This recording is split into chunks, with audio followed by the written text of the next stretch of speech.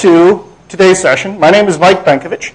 I am a developer evangelist with Microsoft. I work with the DPE, or Development Platform Evangelism team, talking about how you can take advantage of the cloud and what's out there. This is the second time I've been to GIDS, Great Indian Developer Summit. I was here in 2009. And how many people have been to more than, say, 2 or 3 of these summits? A few? Yeah? Was it good? So what do we expect to get out of today? Lots of fun? Learning? Are you guys awake? I'm the one who's supposed to be tired. Well, we're going to talk today about cloud identity. And you might say, okay, well, what is cloud identity and what does that got to do with anything in working in the cloud, working with applications, working with security? So where do we get identity from? What is security and what is identity? How does all of that come together? Well, today I'm going to talk about what is access control services, which is part of Windows Azure, and it's a way that you can use and leverage cloud identity into your application. We'll talk about what it is and how you can set it up, how you can use it, and then we'll go through some examples of how you can put this to work with that. If you are interested in kind of getting an idea as to what it looks like, I've got a website out here. And it appears that my screen resolution is going all over the place on me. So let me see if I can fix this. And apply. Keep the changes, yes. So if you have a cloud identity or an application, when I go out to benkotips.com, which is a website that I run, I have some different demos where I've been able to secure and lock things up, working with different ways to connect in and see what's going on. So when you click to log into a website, such as whatever's out there, do I have to go out and create an account for you, or can I use someone else's identity? The nice thing is that we made it so that it's very easy to go out and create applications that can use that cloud identity, whether it is a web application or even a mobile application where you want to go out and have some identity that you're working with as well. So the idea is to look at that identity conversation and how that fits into applications that we go out and build. So let's talk a little bit more about what is identity.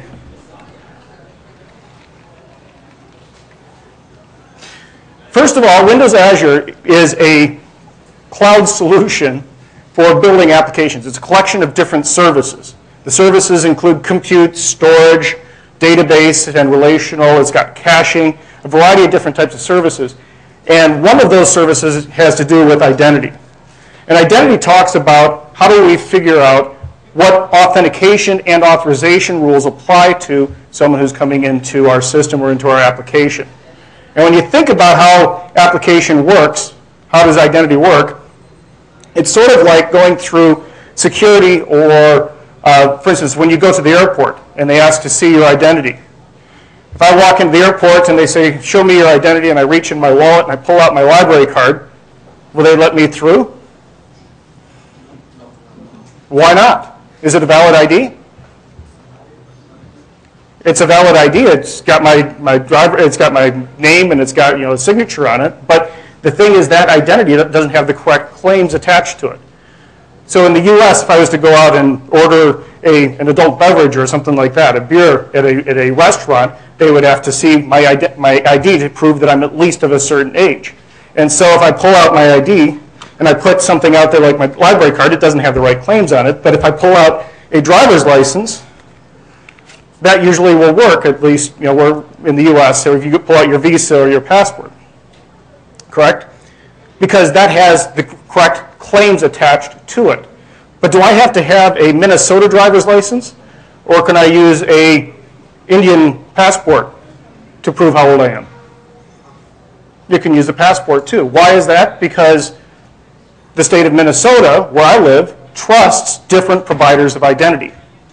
And if I'm going to go out and I'm going to create an application, whatever that is, I need to have some way to be able to go out and show that I am who I say I am, and there's these islands of identity that are out there that we can use to be able to tie in to who we are, correct?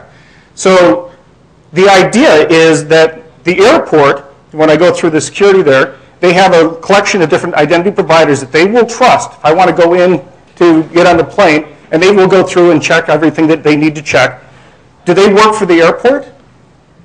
Or do they work for a security organization that is then third-party outsourced to the airport? So when there's new rules or regulations or requirements that go with identity, they are trained in that third-party service to make sure that they have all the rules that they need to be able to go out and apply that correctly to our application. The same way that that works, in software, we can apply a similar idea where we want to work with identity inside of our applications. There are the concept of third-party security companies, bouncers, companies that go out and enforce those rules. And when you go into like a given establishment, that person will ask to see your ID. Once I've proven my identity there, can I go next door, or do I have to have a bouncer next door for the same thing? That service is working for a particular establishment, one particular relying application, as we call it.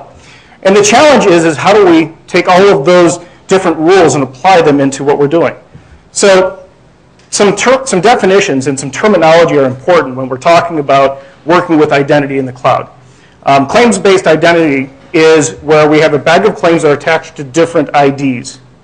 For instance, if I go to Google and I log in with a Google identity, that is identity that the password's being managed and kept, and Google trusts that I am who I say I am if I pass their rules to be able to log into the system. Same thing with Facebook or with Yahoo or any other OpenID source where I want to implement and use that service in my application. So the claims-based identity has a relying party application. That is the application that's going to be running against that identity and needs to have those rules set up and working accordingly. The identity provider, those are the islands of identity that are out there. When I've got an application and I want to have people go out and use it, if I have to remember the passwords, if that password gets exploited, someone steals that password, is that a liability that I want to have to manage? No, it's much easier to use someone else's rules and regulations for how they manage what those passwords are. An identity selector then is where I can go out and I can choose which one of those cards, which one of those identities I want to go out and apply into our application. What access control services is it is like that third-party service that I can outsource my identity to. And the nice thing about that is that then I can rely on it to make sure that all of the rules that need to be applied are taken care of, and that the valid selection of identities is pulled into the application according to however I configured and set up this service to work. If I change my mind about how I want that service to work, I can go out and I can change the rules, and it will apply to all the applications that are using that identity.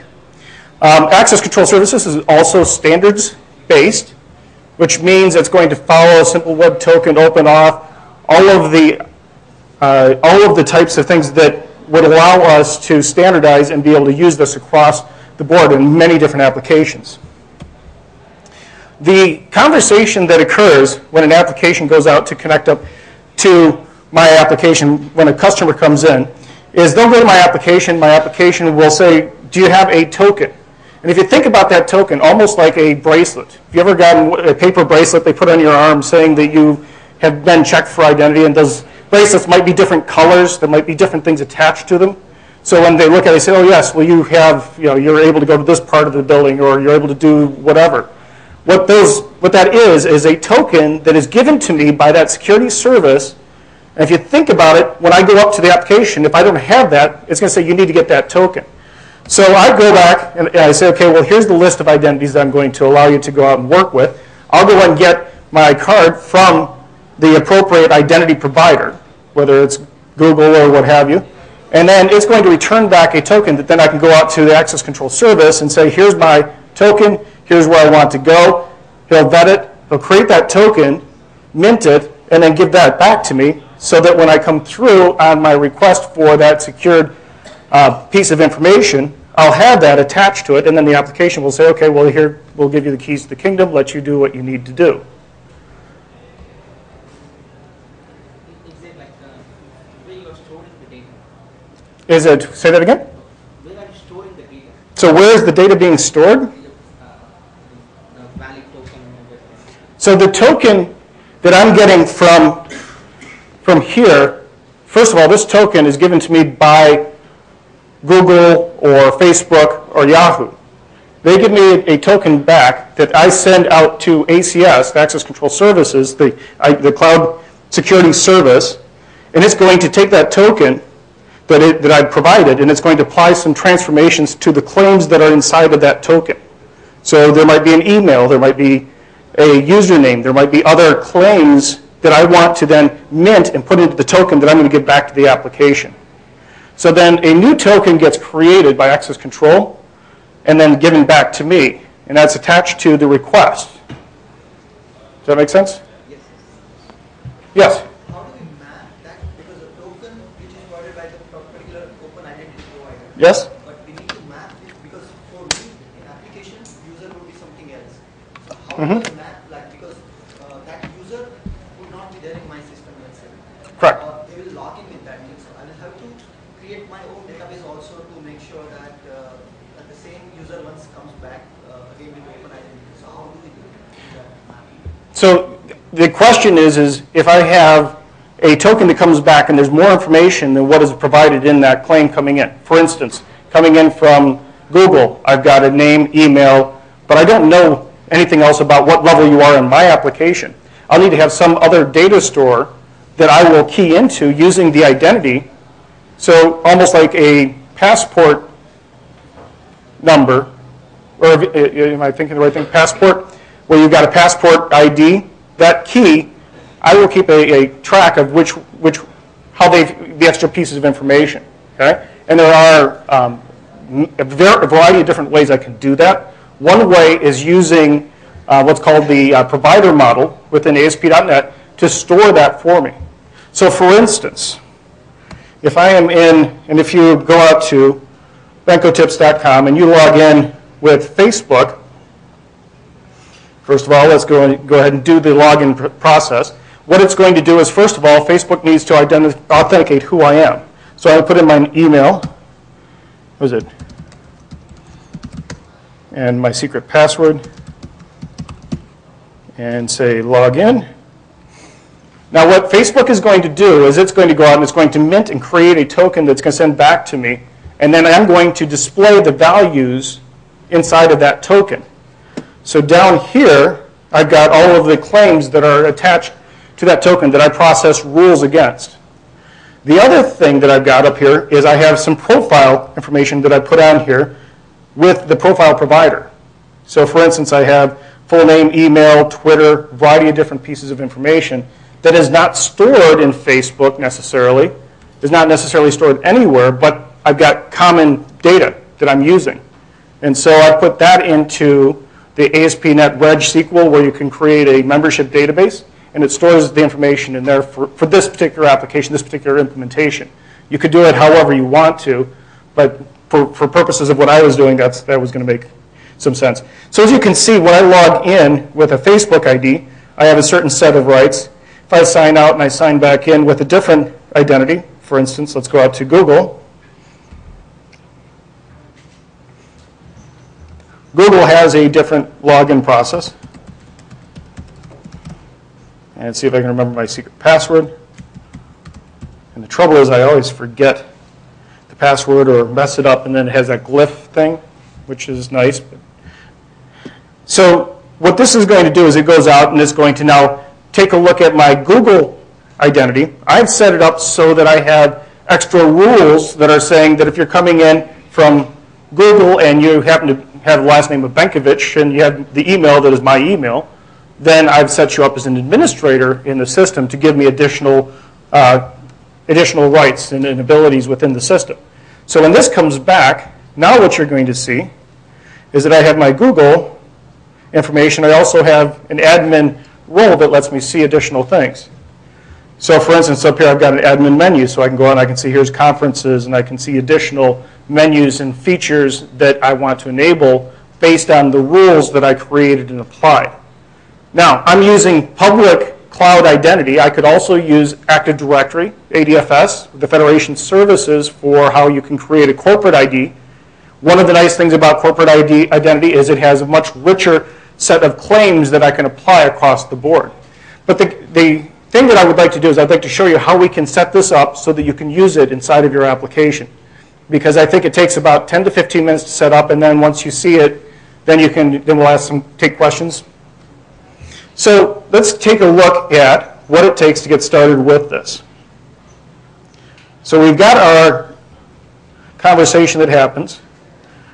To configure access control services, you need to have a valid Windows Azure subscription. A subscription is just something that has an identity that you log into that allows you to manage how those services are going to work, and it's under that umbrella of services. So when you go out to Windows Azure, if you don't have a Windows Azure account, you can get one for free for 90 days using the Azure free trial. And then you can get started by working with that. So here's how we're going to do that. When we do create an access control services, we'll create a namespace or a service that will run all of our identity stuff for us. And that's actually stored in this thing where we've got whatever my custom namespace is, .accesscontrol.windows.net. And that's an HTTPS. And when I go to that it will give me a management piece to configure and set things up. Once we've done that, we'll select what identity providers we're going to work with. I have a choice of public identities as well as I can do the ADFS.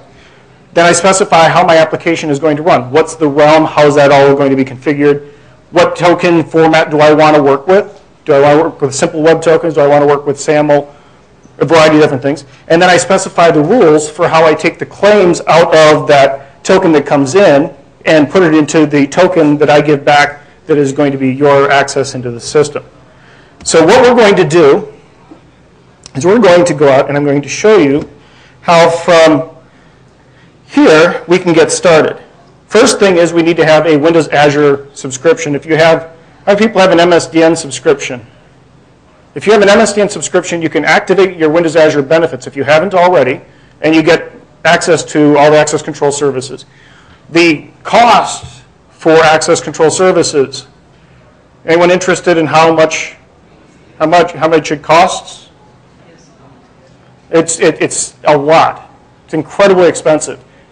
Actually, it's free until November of this year, at which point, for 100,000, or is it 200,000 transactions for $1 US, which is 50 rupees. And if you need to spend another 50 rupees, that's a high-class problem, right? Because I can use the same identity service wherever. I don't have to buy compute. I don't have to buy storage. I can use the same service against an application no matter where it's running, whether it's on-premise, whether it's running in the cloud, whether it's running in some other cloud. You can use access control services. So the first thing to do is to go out to the Azure trial. Now, there's a link on my site to get the 90-day free trial, which, by the way, has a shortcut that my boss is tracking. So if you're so inclined, just go out and click on this link, and that would help me. I would appreciate it. But when you click on this, it'll take you to where you can go out and sign in for the free Azure account. So this is going to take us over here to windowsazure.com. And then when we sign in, I can create a new account. So sign in, and I'm going to actually log in with one where I've actually created my Azure subscription. So I'm using MSDN at benko.com. But this sign up needs a credit card, right? It does require a credit card. After 3 months, it will automatically start. Yes. So once you have the credit card, there's a cap that's involved. So once you've signed in, I'll show you what it looks like. When I click on my account, now that I'm logged in, you'll see that I have a 90-day free trial that I set up a couple days ago that has a cap associated with it. It will expire in 85 days, at which point it'll be removed. I can move my data, I can move everything else off if I want to move it to a paying subscription, or I can just click that link and it'll remove the cap, and then it becomes a pay-as-you-go kind of a subscription. But until that point, if you're curious how much you're spending, it'll show you exactly how much it would have been, and then you can kind of do the math to figure out how expensive it is. Now, So after 90 days, if I forgot to just unregister, it will not start charging? no, it will not. It's set for 0. So there's a cap on this. The same applies for MSDN benefits. Although it requires a credit card to set it up, if you don't activate and remove the cap, it'll just disable the account until that billing cycle ends. So right now I'm in April, so it'll go until April, well, actually it's from April 12th to May 11th. on May 11th, if I exceed my quota, my usage, then it would allow me to remove that and pay as I go. So once I have this, I can go out and I can click on Manage to go into the management portal for working with Windows Azure. So I'm going to open that up in this window here.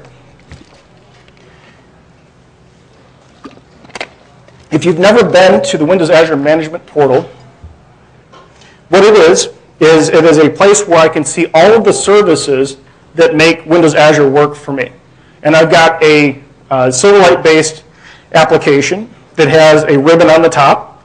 The ribbon has commonly done tasks, so you'll see it's context sensitive, so I can create hosted services, which would be using the compute. I've got storage, so I could use the content delivery network, the CDN, if I wanted to. I've got, I can create new databases. I can set up virtual networks. Once this loads up, then I would be able to see my access control services. It's amazing how much slower this is now that I'm in front of you up here, rather than before everyone came in the room. It was much faster earlier.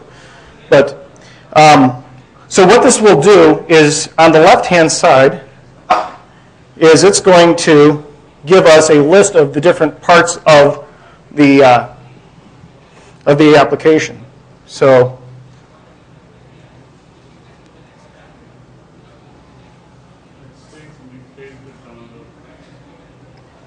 say that again? Oh, yes. Let's try that again. So failed to download the plugin manifest. I should have just had this wide open. So here's the list of the sections of the site. So I have hosted services. I've got the databases, which I'm going to work with later.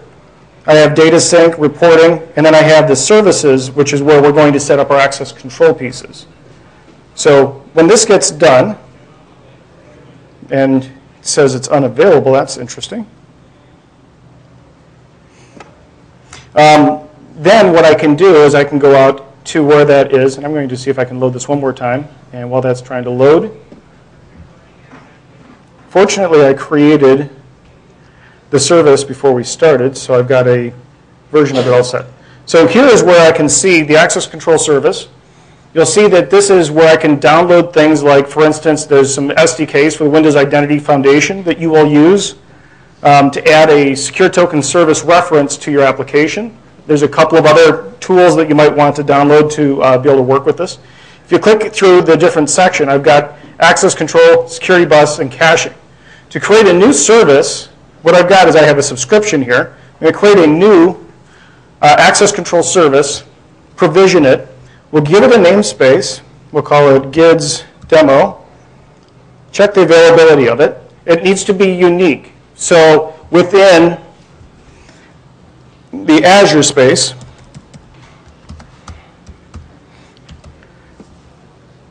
then if I come over here, I can pick where I'm going to push this. We'll say Southeast Asia. And I pick the availability and say create. And what it will do now is it's going to go out and it's going to provision for me a service that I can work with to do my demos. So I have one here called GIDS 2012, which it takes about 2 minutes to provision and turn it on. But I've already done that, so I've got one that's available here. If you look at where this is set up at, is on the properties on the right-hand side, is I have a URI for the management endpoint. GIDS 2012.accesscontrol.windows.net is a brand new access control service namespace that I just created. If I was to click on the little green cube on the top, it would take me out to that spot. But I can also get there by simply going over here and saying HTTPS, GIDS 2012, accesscontrol.windows.net. And by going out to this service namespace, it's now going to go out to the management piece for being able to configure and set up how I want my application to work. So there are 3 things that we need to put into our configuration here. This is right here. One is going to be the information about the relying party application. That is my application, how it's going to work. Second thing I need to do is specify what identities I will trust. So I'll have a list of identities I'm going to work with. And the last piece is to define some rules for how that is going to be implemented and processed. So to start with, let's select our identity providers. Right out of the box, by default, we include Windows Live ID for an initial identity that you can use, and you can add other ones. So you can click on the Add button, and that then gives us a list of the types that we can add. Now, there are pre-configured, a couple that we can use just real easy, like, for instance, Google. Click on Next on Google. It will go out. It will add that to my list of identities that I trust. Google me. Save. I can put an image URL if I want to. But the thing is, I can go out, I can specify as many of these different identities as I want to. If you're working with Active Directory, or an OpenID type of a identity, I can click on the Aws Federation identity provider, click on Next, and what it's going to do is it's going to look for a source file that will define the conversation, how it will work, called Federation Metadata.xml, which is an XML file that then we would go out and pull into this. That will describe what types of claims are going to be handled by my identity provider. I could also do the same thing with Facebook and or Yahoo. Okay? Once we've defined out the identities that we're going to work with, now we're going to describe our applications. And I could have one or many applications that I want to work with. I'm going to create a web application. So first of all, let's go out and let's just have a website built and created here.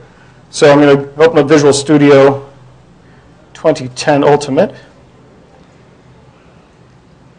And we're going to create an existing website that we're going to use in the cloud. And we'll call this our GIDS demo.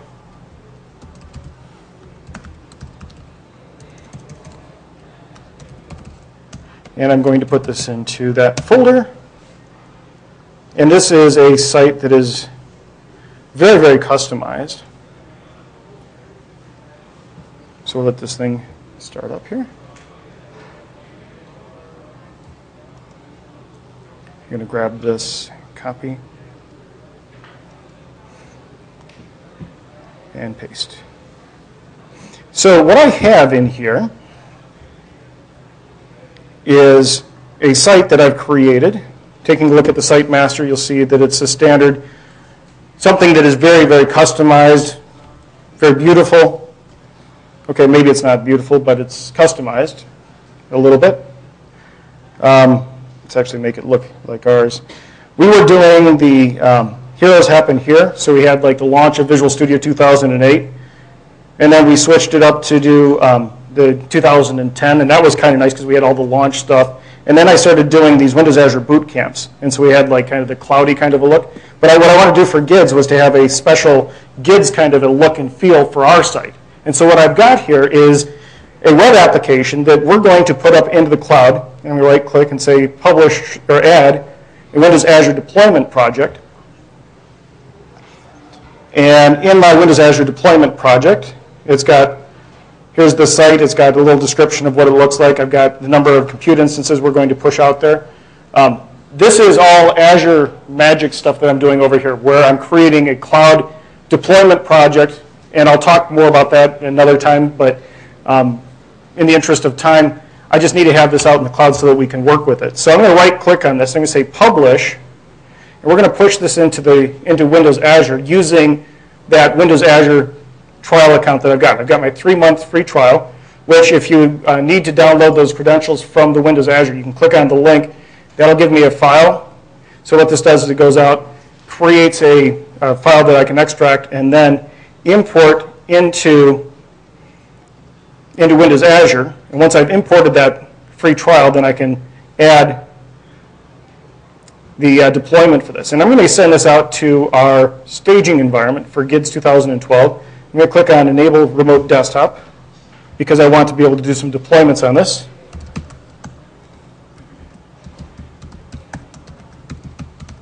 And we'll say OK. And we've got 15 minutes. Whew. Enable Web Deploy.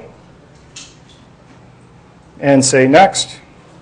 And then click on Publish. And what this is going to do is it's going to take our information and it's going to push this up into the cloud for us. So Windows Azure and Visual Studio are doing their magic, which takes my web application is now going to be hosted up in the data center in Southeast Asia. Now, what I want to do is I want to secure this site using that access control stuff that's out there. So what I need is a way to describe where that application is actually sitting and running. So what I've done is I have a version of this out here, where if I go to GIDS 2012.cloudapp.net, is I have already deployed out into the Windows Azure this particular application, and I want to secure it. So what this looks like is, let's make sure this is working. The important thing I need is this URI, and the reason why I need that URI is because this is the address where that application lives. So I need to have the realm, which is going to be where this application is running, when I go out and describe what that application looks like. So when I go out to the relying party application, I'm going to add that realm where this has been deployed to. So we're going to go ahead and we're going to add this. We'll call this our GIDS site. And I'm going to specify the realm as being that URI that we just deployed out to. I could have a return URL if I wanted to. I could have a variety of other things. I can specify errors, so I can have like maybe some kind of special processing. If an error occurs, where do I want to go? I've got the token format. By default, we support simple web tokens and SAML 1.1 and 2.0. I'm going to use the 2.0, and I'm going to use the default encryption policy. You'll see that it knows about the identities that I'm going to support on this application as being Google and Live ID, and I'm going to click on Save. Now, once I have created the relying party application, which is who's going to be using that identity, now I need to go out and specify the rules for how I take the claims coming in on that identity and apply them back into our application. So what I've got is a rule group, which is going to have a list of rules that are going to be created for my app. So I'm going to create the default rules using the Google and Live ID for me. And actually, let's do this. I'm going to say let's add Yahoo as well. So let's go here, add. I'm on the identity providers. We're just going to add the Yahoo. Specify next and save. When I come down to the rule groups, and I generate this for our GIDS site, it's going to go through and say, okay, well, based on these identity providers, what claims come in on there? Like your driver's license might have your birth date, your passport might have your country of origin, you might have different claims attached to it. These identities have different things attached to it, and so what these rules do is they go through and they will pull out what comes in. And what I'll find is I'm going to get a total of three claims come in from Google, your name, your email, and a name identifier. I'm going to get the same thing for Yahoo, the name, email, and name identifier, plus one more, which is going to be just the name identifier from Live ID. So there will be 7 rules that are going to be listed here. And if I look at this, I'll see there's an email, name identifier. What I'd like to do is I'd like to add another rule. So we'll add one more, and this is going to be a special rule to copy the name identifier from the Live ID claim. So when someone goes out to say, okay, well, I want to work with Live ID, I want to have something in the name. Name identifier is great, but what happens is that I can create custom rules. Now, you'll see that I've got the different identities that are coming in. If I come in from Google, you'll notice I've got 3 rules down here I could choose from. If I go to Live ID, there's only 1. So what I'm going to do is I'm going to copy the name identifier from the Live ID into an output claim, and I'm going to copy that out to a claim down here that is going to be the name. And you'll notice that this list of claims that I could choose is fairly rich, and I can use that for a variety of different things. Now, once we have done that, I'm going to go through and say, here's my copy rule, and I can say save. Now, what we're going to do is take our application. We've defined out the identity providers. We now have the rules for how it's going to be processed. Let's use it in our application. So the application integration is also on the same page, and it's down here under development, where I can specify how I want to work with it. The key on this is that there is a Aws Federation metadata file that has the description of where that secure token service lives. This is that service that I'm using for that secure token. It's my secure conversation. So if I take a look at this, and I go back over to our application, let's go ahead and say replace. Yeah. Then what I'm going to do is I'm going to come back over here into our existing web application. I'm going to right-click on this, and I'm going to say add an STS reference. Now, the STS reference got added for me because I have the Windows Identity SDK installed. So when I add that, it's going to give me the opportunity to go out and say, how do I want this to work?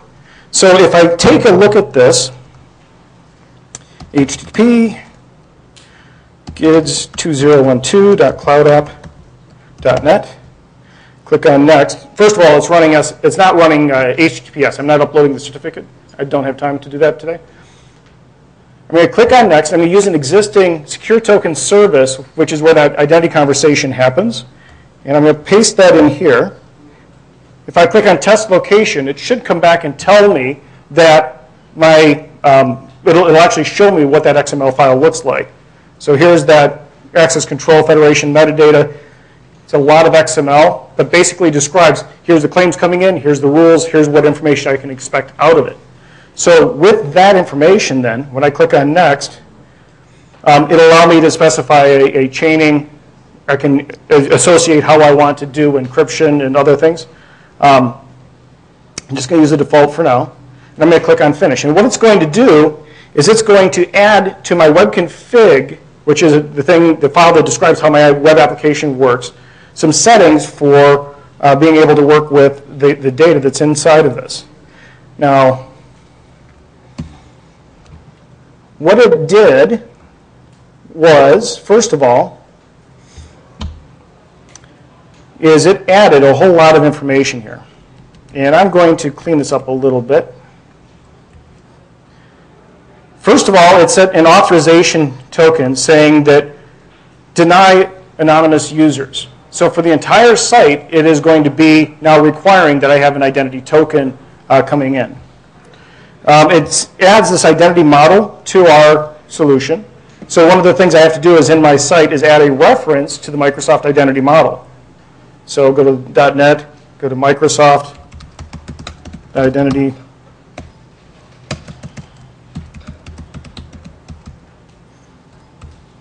And let's see if this is done. Loading.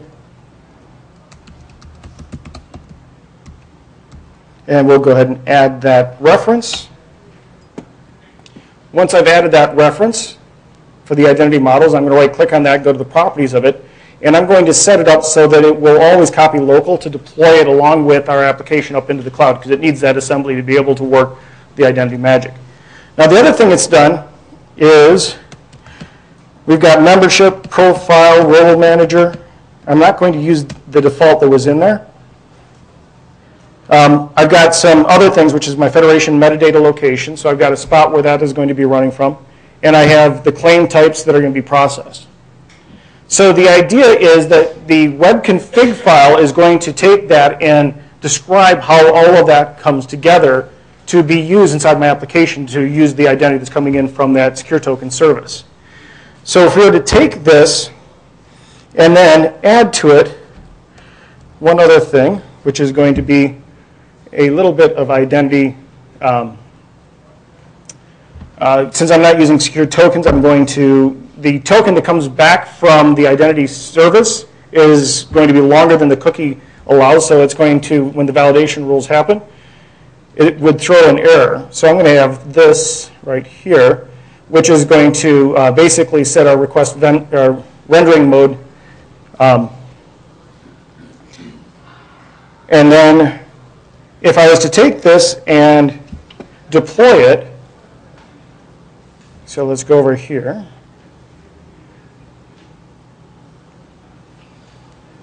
And if I was to take this GID site and click on publish, one of the things that I did was I set it up so that I could do the web deploy when I published it originally.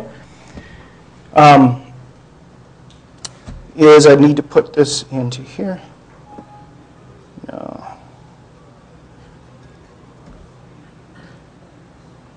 So this is deploying.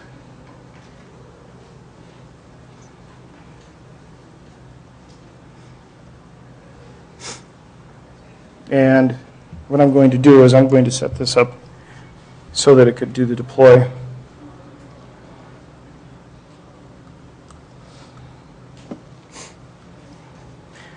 But what you do is now I would go out and deploy this, and when I go out to that page then, it's going to say, okay, well, here's how that site would have to be configured. So we've got 5 more minutes. Questions on what we did to turn on the deployment for the web application? So I'm using this identity inside of my web application. I can do the same thing inside of the phone. Later today, this afternoon, I'm going to be talking through and going through and using the same identity space, and we're going to configure it and set it up to work on the Windows Phone. And I'll show how we can use a NuGet package to go out and push that out there. So when's the next session, and what are we talking about? SQL Azure and Windows Phone, so we'll be doing that in about 2 hours, and then we'll be doing the talk where we take the SQL Azure for storage, the mobile for Windows Phone, and identity, and we'll put it together into rock, paper, scissors for Windows Phone as our 3rd session. Thank you very much.